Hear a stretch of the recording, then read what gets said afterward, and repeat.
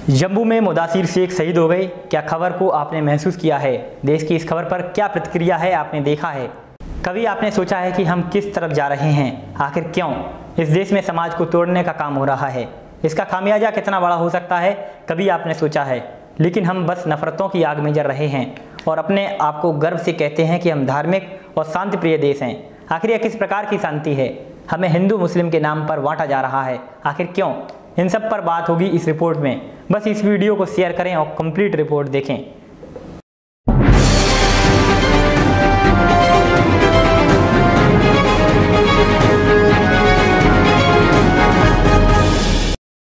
जी, इसकी शहादत पे आप क्या कहेंगे? आप ये कहते हैं कि इसकी वजह से 1000 आदमी की जान बच गई, और उस वजह से हमें बहुत खुशी है। 1000 आदमी की जान बच गई, अपनी कुर्बानी दी, उसके लिए हमें खुशी है।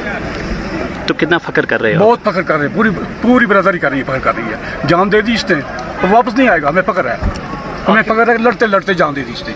आखिरी बार कब बात हुई? आज 3 दिन पहले बहन की शादी, हमने बोला छुट्टी। आज आसमान भी बहुत रोया है किसी गद्दार की वजह से। मेरे देश ने एक फौजी खोया है। दोस्तों नमस्कार, मैं हूं आदर्श कुमार। ये जो वीडियो भी आपने देखा, जिसमें जनाब कश्मीर के रहने वाले मकसूद शेख हैं। मकसूद शेख का बेटा मुदासिर शेख आतंकियों से लड़ते हुए शहीद हो गया है। और ये मुदासिर शेख एक जावां जवान, जब इनके सामने आतंकवादी आए तो उनसे भिड़ गए। उन्हें पता था कि इसमें उनकी जान भी जा सकती है और अंत में मुदासिर शेख शहीद हो जाते हैं। इस पर मुदासिर शेख के पिता मकसूद शेख कह रहे हैं कि उन्हें अपने बेटे पर गर्व है। उन्होंने कहा कि उनका बेटा कभी वापस नहीं आएगा, लेकिन उसने आतंकवादियों को बेअसर करके कई लोगों की जान बचाई है। अहमद शेख ने कहा कि उन्होंने अपने बेटे से 3 दिन पहले आखिरी बार बात की थी। आपने यह वीडियो भी देखा और एक बार फिर से यह वीडियो देखें। जी, इसकी शहादत पे आप क्या कहेंगे? आप ये कहते हैं कि इसकी वजह से 1000 आदमी की जान बच गई, और उस वजह से हमें बहुत खुशी है। 1000 आदमी की जान बच गई, अपनी कुर्बानी दी, उसके लिए हमें खुशी है। तो कितना फख्र कर रहे हो? बहुत फख्र कर रहे हैं, पूरी बरादरी कर रही है, फख्र कर रही है। जान दे दी इसने तो वापस नहीं आएगा, हमें फख्र है, हमें फख्र है। लड़ते लड़ते जान दे दी इसने। आखिरी बार कब बात हुई? आज 3 दिन पहले बहन की शादी, हमने बोला छुट्टी। आपने फिर से देखा कि मुदासिर शेख के पिता मायूस नहीं हैं। उनका सीना गर्व से चौड़ा है और वे यह जानते हैं कि उनका बेटा अब कभी वापस नहीं आएगा।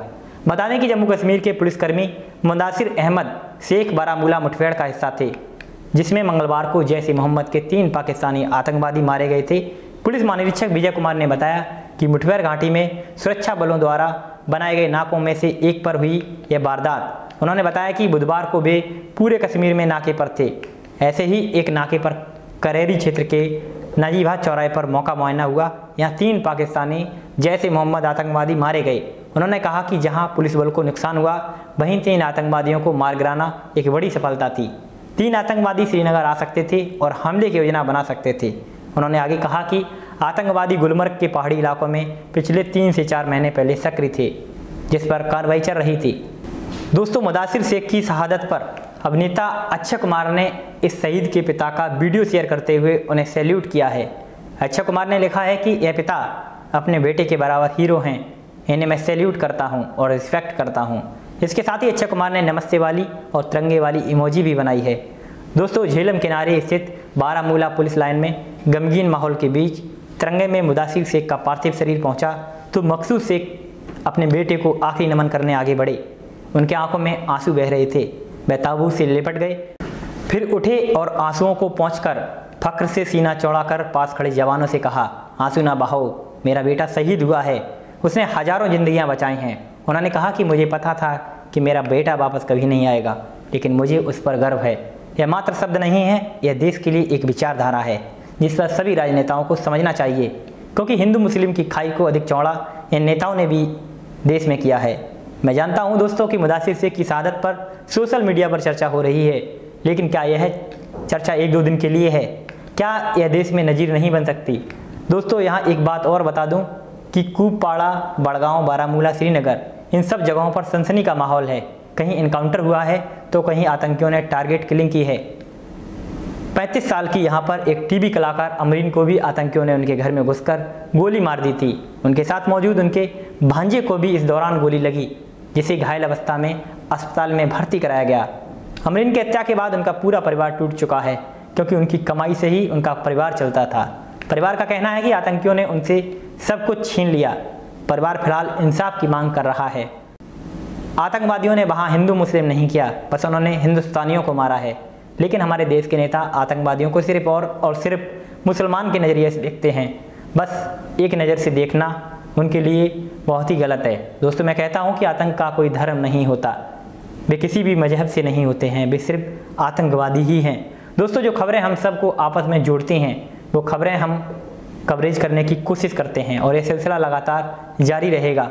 दोस्तों, लोगों को बांटने के लिए, समाज में नफरतें पैदा करने के लिए कई चीज़ें हैं, कभी ताजमहल, कभी ज्ञान वापी, तो कभी कुतुब मीनार आदि इत्यादि। और कितने नफरती लोग हमारे आसपास हैं और इसे बढ़ावा हमारा मीडिया भी दे रहा है। मगर मुदासिर शेख जैसी खबरें मीडिया से गायब रहती हैं, आखिर क्यों? कभी आपने सोचा है कि हम किस तरफ जा रहे हैं? आखिर क्यों इस देश में समाज को तोड़ने का काम हो रहा है? इसका खामियाजा कितना बड़ा हो सकता है, कभी आपने सोचा है? लेकिन हम बस नफरतों में जल रहे हैं और अपने आप को गर्व से कहते हैं हम धार्मिक और शांति प्रिय देश हैं। आखिर यह किस प्रकार की शांति है? हमें हिंदू मुस्लिम के नाम पर बांटा जा रहा है। दलित समाज का दूल्हा घोड़ी पर नहीं बैठ सकता है, दलित नल से पानी नहीं भर सकता है, दलित मंदिर में नहीं घुस सकता है। आखिर ऐसा क्यों? ऐसे कैसे भारत को विकसित करेंगे? जरा सोचिए और इन फालतू के मुद्दों से ऊपर उठिए, तब आपका और आपके परिवार का कल्याण होगा। अब हमें इजाज़त दीजिए और चैनल को अपने दोस्तों से अवश्य शेयर करवाइए। धन्यवाद।